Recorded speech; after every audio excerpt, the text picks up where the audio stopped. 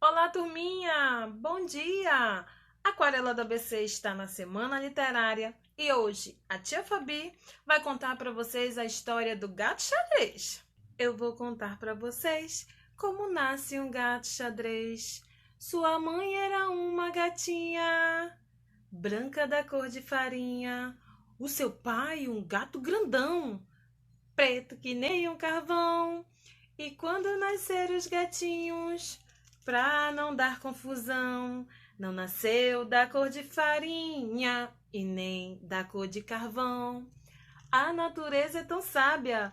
Vejam só o que foi que ela fez. O gato nasceu branco e preto. O gato nasceu xadrez.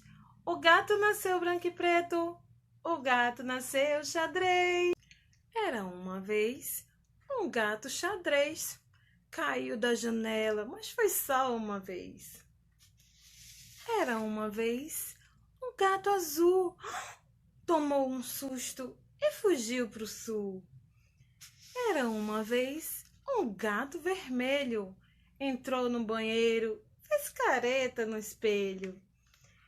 Era uma vez um gato amarelo. Esqueceu de comer, ficou meio magrelo. Era uma vez um gato colorido, brincava com os amigos, era muito divertido. Era uma vez um gato verde. Oh, era tão preguiçoso, só queria saber de dormir na rede. Era uma vez um gato laranja. Ficou doente e só queria comer canja. Era uma vez uma gatinha rosa, comeu uma sardinha deliciosa. Era uma vez um gato marrom, olhou para a gatinha e fez ron ron.